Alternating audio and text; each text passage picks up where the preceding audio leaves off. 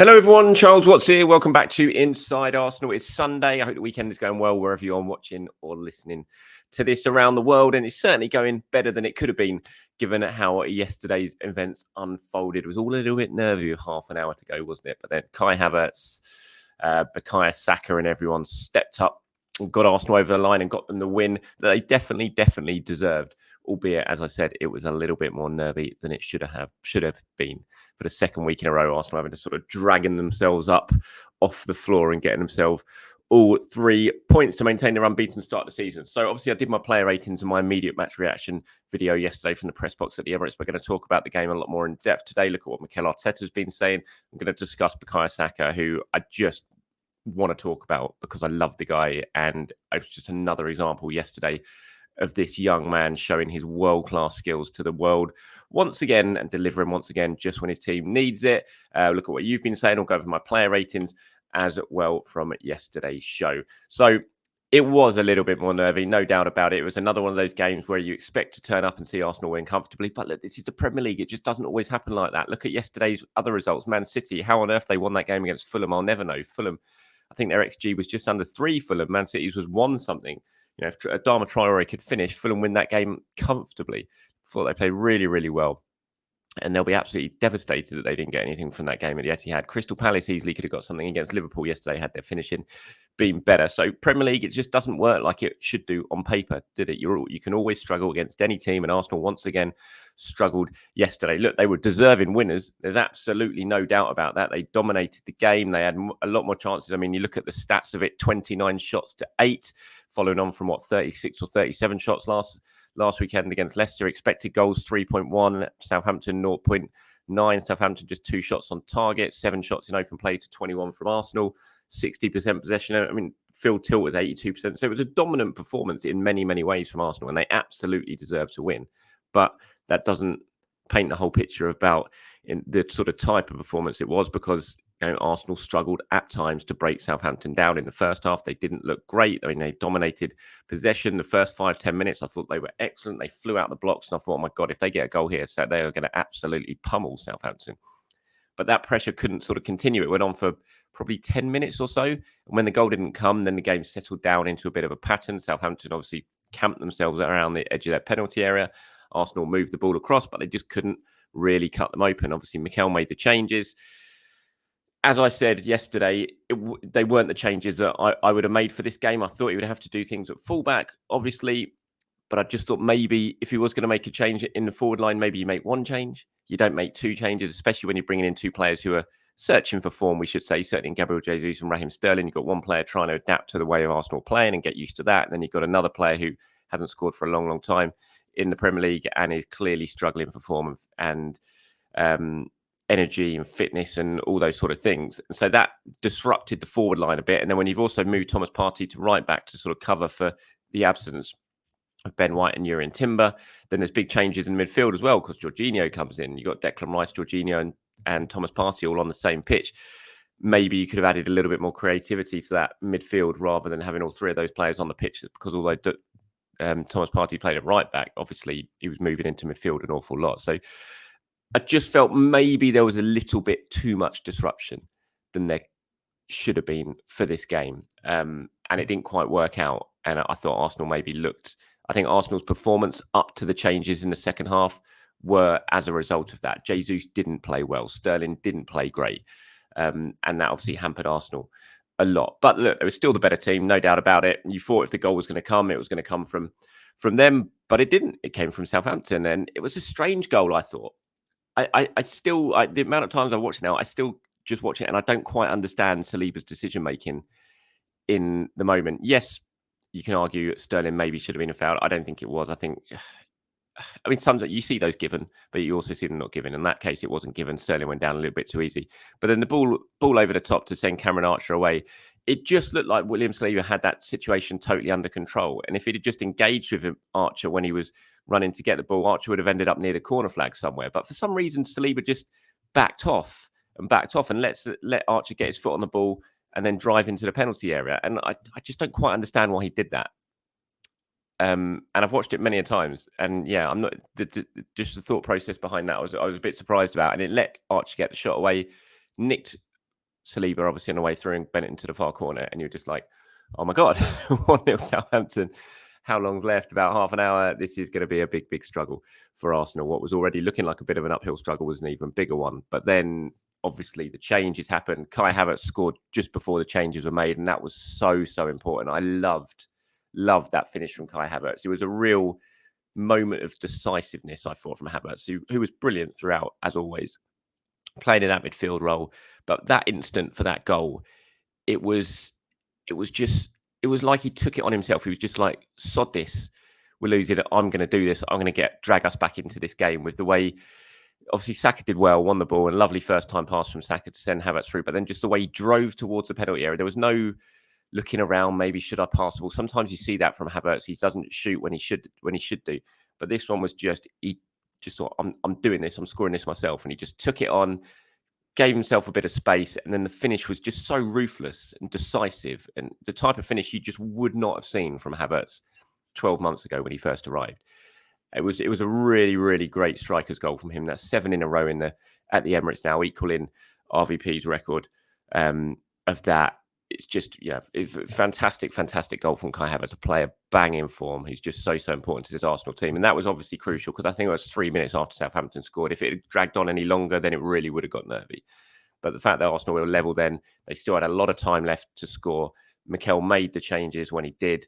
I was happy because he was going to make those changes before the goal. When the goal went in, I thought, is he going to change his mind now and do something different? But he still threw all 3 players on. I thought that was really, really important. And Martinelli scored.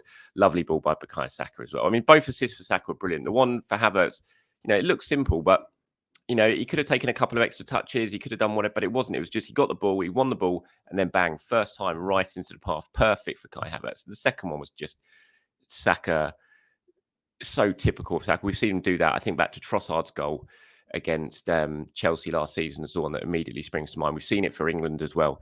When he just gets that ball out on the right, gets his head up and just bends it perfectly to the back post. And it was a great finish from Martinelli. He got himself into the right area. He took it on. He finished it well. And that's 4 goals and 4 goal involvements in the last 3 games for Martinelli now. 2 assists, 2 goals. A player who was not long ago really searching for form that everyone was questioning, and now look at him. It doesn't take much to get a player back into form, and I think it was great to see him score again. 2-1 at that point. Arsenal still had to survive a couple of nervy moments. Obviously they hit the bar, they hit the post. That Diblin looks quite good, doesn't he, that winger? He's a very interesting player, I think, and he gave Calafiori some problems yesterday. But Arsenal did go on and get the goal with Bukayo Saka scoring to make it 3-1 and wrap up the win. Mikel obviously very happy. I'm not sure I agree with this. When he says first half, I thought we were exceptional. The amount of dominance we had in the areas that we played, the amount of situations and chances we created in open play and set pieces or counter press. Our counter press worked really well. It's unbelievable we didn't score a goal. Second half, we're a bit sloppy, especially in the first 5-10 minutes with the ball. And then the game became open. Chance they had, they scored, and then again we've thrown everything away that we did in the first half. It was a completely brand new game in a difficult context, and the team reacted incredibly well with a lot of composure, big belief, very good clarity in what we had to do. The crowd were exceptional, the subs were exceptional, and we managed to win. Again, I'm not sure I agree with that assessment. I had to say, I'm not sure Arsenal were exceptional in the first half. They dominated the first half, and they pressed Southampton back, but it was just a little bit slow, and I don't really remember these a huge amount of open play chances that Arsenal created in it. They had some, but I'm not sure huge. I thought Mikel was maybe overplaying that first half a little bit. But as he said, the subs are exceptional. And as soon as they came on, you just saw players in form, who are confident, and just a different Arsenal team in an attacking sense of what you'd seen before that, when maybe you had players searching around, scrambling around for that confidence. Okay, Bukayo Saka. I mean, 2 goals, 1 assist.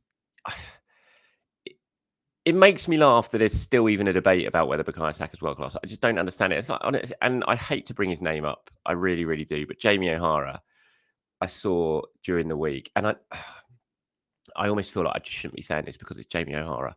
But I saw a quote from him saying the Cole Palmer, and especially Cole Palmer, that Bukayo is just not on his level. And look, Cole Palmer is an incredible footballer. Incredible. What he's doing at Chelsea is fantastic, and he is, absolutely top level. But what on earth has Cole Palmer done in his career to be ranked ahead of Bukayo Saka, considering what Bukayo Saka has done in his career so far? It's just a mad comment to me. So reactionary, so typical of Jamie O'Hara. And to be fair, I don't know why I'm even bothering, because there's a general rule of thumb that whatever Jamie O'Hara says, then the complete opposite is actually the correct thing. So what he's saying there, the complete opposite is that Bukayo Saka is world class, and that is a general rule of thumb when it comes to O'Hara: is everything he says is wrong, and the complete opposite is actually true. Because there's no doubt in my mind that every single top club in the world would sign Bukayo Saka in a heartbeat if he was available, in an absolute heartbeat. What he does for Arsenal, what he continues to do for Arsenal on a weekly basis, the consistency of delivering again and again when the team needs it. He's just an unreal footballer. Mikel was talking about him and talking about his performances and how mature he is now, and the fact he's in the leadership team at Arsenal. He said that's the maturity and the steps that players have to do. He's been long enough in the team now. He's earned the right to have that role. He believes in that. He has the capacity to change games, to decide games like many other players. If you want to be at the top, sometimes players have to create those moments, and he's done it today. Him stepping up to another level. He said it's another step ahead in what he wants, especially when do it at home, do it away, do it in big games, do it in other games when the team needs it, when it's not 3-0. That's what defines a top player. He was asked if there was any sort of temptation or rest. He says, yes, there is. And we have taken him off a few times this season. We have managed to manage the load on him. At the moment, he is in a good place. Also, what he's doing at his age is unbelievable. And it's easy to forget that Bukayo Saka is just 23. I just find it mad that it seems like he's still underappreciated by so many players. I mean, you look at his stats so far this season. He's created 27 chances in the Premier League, at least 4 more than any other player. He's created 13 big chances in the league, at least 5 more than any other player. Provided 7 assists in the Premier League this season, at least 3 more than any other player. I think he had 7 shots, 7 key passes yesterday for the second game in a row, something that hadn't been done in I'm not sure, in so long until last weekend. And now he's done it 2 weeks in a row. He's so consistent. He delivers time and time again. And when you need him to step up, when you need a moment of quality, even when he's not having the best of games, and he was great yesterday, but even when he's not having the best of games, he will still pull out that moment where at the big moment, he will get it right. He will get his delivery right, or he'll get his shot right. It's just a wonderful, wonderful footballer. And he delivered yet again for Arsenal yesterday. Absolutely superb, Bukayo Saka. And another player who's superb is Kai Havertz, who I talked about the finish yesterday, but I just thought he was great all round. He was playing in that midfield role, which makes a mockery of the suggestion that he's not very good when he plays in that midfield role. Obviously, he was fantastic again yesterday, floating around. If he's up front, he's on the right, he's on the left. He does not stop working. He doesn't stop battling. You look at that moment in the 93rd minute yesterday, about 10 seconds of stoppage time to go. Arsenal 3-1 up. And just look at him battling out near the corner flag towards the edge of the penalty area, winning about 2 or 3 separate duels and getting a throw in one. He's just incredible in what he does, Kai Havertz. Mikel's asked about him, said you can tell his confidence has grown. He takes the ball, he runs with the ball, he's on a high press, he goes full gas the way he holds the ball, the position he takes in the box. He's an attacking midfielder, he plays as a 9. You don't know where he is. That's his football brain. His focus now is, I'm going to win the game.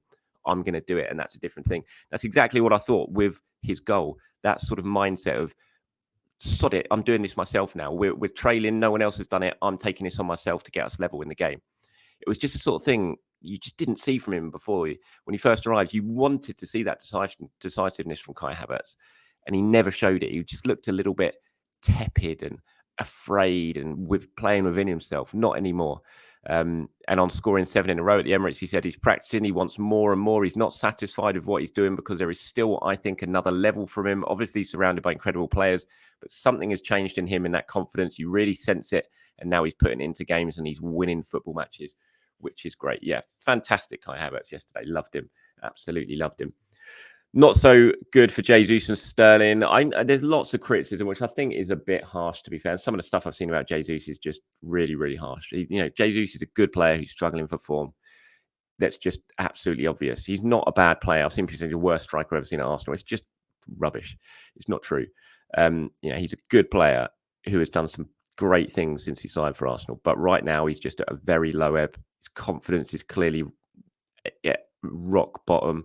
He's taking too many touches. He's not getting himself into positions to score goals. And it is an issue for Arsenal. It's a worry because they need Gabriel Jesus. As good as Kai Havertz is doing, he can't do it all by himself. He needs support from another top striker. So you need Jesus to be firing. So I can understand why Mikel gave him a start yesterday, because he needs minutes to play himself into form. Look at Gabriel Martinelli. Just a few weeks ago, everyone was having a go at him and saying he shouldn't be anywhere near the team. He can't get his head up. We need to get rid of him, blah, blah, blah. And now look what happens. You know, you get yourself a moment in a game, suddenly you find your confidence and you get yourself going again. And that's what Jesus absolutely needs right now. So I can understand why Mikel started him, but it didn't work for him at all. And obviously he's really, really struggling. Sterling, I didn't think was as bad as Jesus yesterday. There were some moments from Sterling. Obviously, he didn't paint himself in a great picture with the way he went down for which in the moment that led to the Southampton goal. But there was still some moments when he looked dangerous. Maybe he would have scored in the first half towards the end when he had that curling effort when he drove towards the penalty area. Bednarek got back and blocked the shot. Don't know if it would have ended up in the top corner or not, but it was a decent effort from Sterling. And there was more signs from Sterling that, you know, he's closer towards the nearer top of his game than Jesus is. I mean, Mikel obviously wasn't going to throw them under the bus after the game when he was asked about it. He said, I was really happy we made the changes. We had to make them and everyone deserves to play. In the first half, it could have been different to the result we had at half time. After that, we decided to change because the energy had to be created. And we brought on 3 players that have the ability to do that. And it really helped. I'm pleased with everybody. So he's not going to sit there and really criticize his players. He knows they need the confidence. Manager's not going to go and slag them off in a press conference. But there's no doubt when Arsenal introduced those substitutes in the second half, they just looked better. They looked more of a threat. They were energized. They were confident. Everything that the forward line wasn't in the first half. So it's an issue for Arsenal. They've got to find some form from somewhere. I do just feel maybe it was 1 or 2 changes too many. Maybe make 1. I'm not sure you needed to make 2 to the front line in that game yesterday. But yeah, it's an issue, and Arsenal desperately need them to find some form very, very soon. Okay, so these are my player ratings. I've stuck with what I gave yesterday, apart from I moved Jesus to a 4, kept Sterling at 5 because I thought Sterling was better than Jesus, and to have them in the same number I thought was probably just a bit correct. So I've got with Raya 6 in goal. Partey I thought played very well at right back. Thomas Partey gave him a 7. The rest of the defenders I gave 6s to. Interesting, and we'll get to some of your comments in a minute. Lots of you were full of praise for Calafiori. And I thought he did play well, Calafiori, but there was plenty of moments as well where he struggled. You know, it's a classic Calafiori performance from what we've seen from him so far at Arsenal. So I gave him a 6. Gabriel and Saliba 6. Again, I'm just not sure about Saliba's defending for that goal. Otherwise, it was a decent performance, but I'm not sure about his defending for the goal. Jorginho gave a 6. I thought in the first half, if anyone was going to slice us over, it would have been Jorginho. Havertz 8. Rice 7. Gave Saka a 9. My man of the match. Obviously, although Havertz was pushing him very, very close for that as well. But I think it's tough when you get 1 goal and 2 assists not to get man of the match. So Saka was my star. Jesus, I gave a 4. It just didn't happen for him at all. It was very, very obvious. Sterling, like I said, there were some flashes from Sterling, but still not the greatest performance from him. So I gave a 5. Martinelli obviously came on, was great, gave him an 8. Trossard as well. Marino came on at the same time. Trossard immediately injected more quality into the attack when he replaced Jesus. Had a part in the third goal, of course. Marino, I thought, looked sharper than he did in the game in midweek, which was positive. Kivior and Tomiyasu came on very, very late on. Good to see Tomiyasu involved, obviously. So Bukayo Saka, my man of the match. Those are my player ratings for last night. Raya 6, Partey 7, Saliba 6, Gabriel 6, Calafiori 6, Jorginho 6, Havertz 8, Rice 7, Saka 9, Jesus 4, and Sterling 5. Okay, before we wrap things up, this is what you guys have been saying following yesterday's game. Mr. Morale 96 says, hi, Charles. I understand the need for some rotation, but Arteta overdid it. I agree. We were forced into using a makeshift right back, so to completely change the midfield and attack was a bit too much. The team had some subpar chemistry. Not even going to mention Jesus' performance. Happy the boys pulled through, though. Yeah, I agree with that, Mr. Morale. NF7725 says a bit harsh on Sterling. He wasn't great, but he has some bright moments with pace. Still needs to get more minutes to sharpen him up in gel. Yeah, I agree. In having thought about it more, I agree.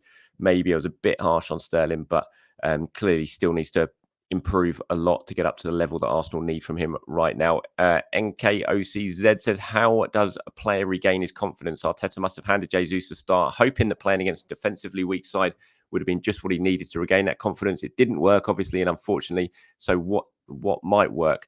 Was there anything behind the scenes that helped Kai regain his confidence last year? Something that might be employed to help Jesus over the confidence? I don't think there was anything really behind the scenes. I think with Havertz, he just spent more time at Arsenal, didn't he? I think he had to de-Chelsea him, which is a big thing. Just coming from a club at that point where his confidence was massively low, where, you know, it was just a real struggle. And I think any player playing for Chelsea at that point was coming out of that club and thinking, what on earth is going on? What is football about? So you had to de-Chelsea him, and that took a while. And then you just had to adjust to the way of playing as well. It was a new team for Havertz. It's a bit different for Jesus. He's been here a while now. It's not getting used to Arsenal and the way of playing and what's being asked of him. I think he just needs a goal. I don't think it's anything more complicated than that. A goal, a couple of goals, just to suddenly get that weight of expectation off his shoulders almost. And I think we'll see a different player then.